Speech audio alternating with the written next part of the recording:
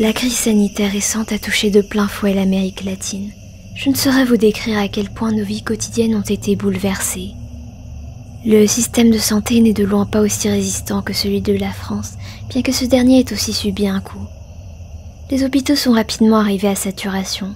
Des personnes ont expiré chez elles, parfois seules, sans que leurs proches n'aient pu les accompagner dans leurs derniers instants. Dans d'autres cas, l'entourage a dû garder le corps du défunt dans la maison des jours durant, les services mortuaires eux aussi dépassés par un afflux de cadavres sans précédent. Étant issu d'un pays avec une majorité catholique pratiquante, la Colombie, le plus courant est d'enterrer les morts, mais dans cette situation particulière, la plupart ont été brûlés. Ça a été très difficile pour les familles de renoncer à leurs pratiques funéraires habituelles et causer une grande douleur en plus de la tristesse de la perte d'un proche. Mon université se trouvait non loin d'un crématorium qui tournait à plein régime depuis l'été 2020.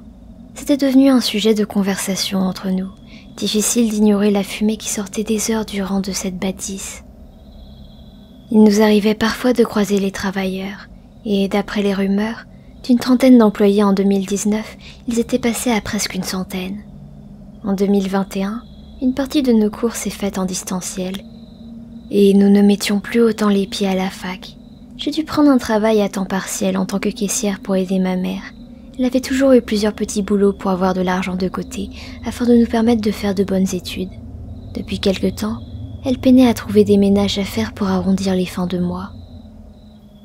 Mon travail étant assez proche de la fac, il m'arrivait de récupérer certains documents ou copies pour d'autres élèves de ma classe qui habitaient mon quartier. Ils m'en étaient très reconnaissants, je leur épargnais plus d'1h30 d'aller-retour, et ça ne changeait pas grand-chose pour moi. Parfois, leurs parents me donnaient un peu de nourriture en échange, un sac de pâtes ou de riz, une boîte de conserve ou quelque chose comme ça. Ils connaissaient notre situation, et mine de rien, ça m'a aidé à remplir le frigo. J'avais cette routine tous les vendredis soirs. Le matin, j'assistais à mes cours en distanciel, puis une fois ceci terminé, je me déplaçais jusqu'au supermarché où je devais commencer à travailler à 14h. Je terminais à 20h et en rentrant, je faisais un petit détour pour récupérer toutes les copies et documents de la semaine afin de les remettre à mes camarades. Je ne pouvais pas me permettre de trop traîner. L'université fermait à 20h30. Ce vendredi-là, j'avais des copies plein le panier de mon vélo.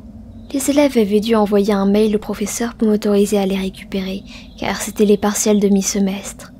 Je n'avais pu m'empêcher de regarder la mienne, alors que j'avais pour habitude de ne le faire qu'une fois dans ma chambre. Je ne validais pas cette matière. C'était passé à peu de choses, tout juste un demi-point. Je n'avais pas encore mes notes dans les autres matières de cette unité d'enseignement, mais j'étais presque sûre qu'elles n'étaient pas brillantes non plus. Il y avait peu de chances que j'arrive à compenser. J'ai senti une vague de tristesse m'envahir. Mon entourage m'avait dit d'être indulgente avec moi-même. La situation était exceptionnelle, et avec le temps et l'énergie que me demandait mon travail, c'était déjà admirable que je n'abandonne pas mes études. J'étais quand même dégoûtée. Fatiguée, triste et dégoûtée. J'avais passé tellement de temps à réviser. Je n'arrivais pas à croire que j'allais devoir passer en rattrapage. J'avais promis à une amie de passer pour voir un film. Ça me changerait les idées. Je comptais finir mes livraisons et aller directement chez elle sans repasser par chez moi. Le soleil s'était déjà couché depuis plus d'une demi-heure et j'essayais de me concentrer sur la route malgré les larmes qui me montaient aux yeux. J'ai tourné dans la petite rue dans laquelle se trouvait le crématorium. C'était un raccourci pour rejoindre la route principale permettant de rentrer chez moi. Quelque chose m'a surpris. C'était incroyablement brumeux et l'air était difficilement respirable. C'était comme si l'air était rendu opaque par une fine pluie de cendres.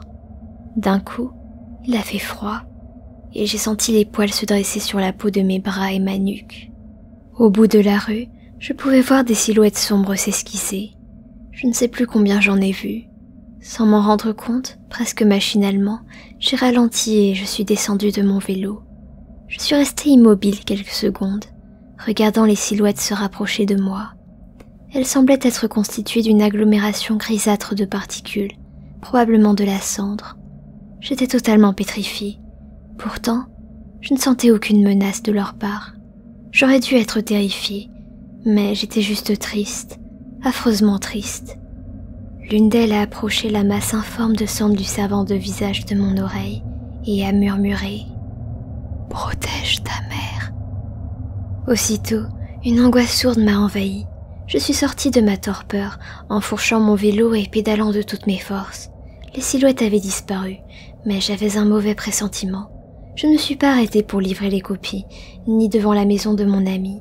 Je suis rentrée directement chez moi, jetant le paquet de copies sur ma table avant de courir jusqu'à la chambre de ma mère. Je l'ai trouvée sur son lit, le visage blême. Elle avait perdu connaissance et semblait étouffée. J'ai appelé une ambulance et par chance, elle a été prise en charge à temps. Elle a mis plus d'1 mois à se remettre totalement, mais elle n'a pas gardé de séquelles. Quand je repense à ce soir, je me demande ce qu'il se serait passé si les cendres ne m'avaient pas averti.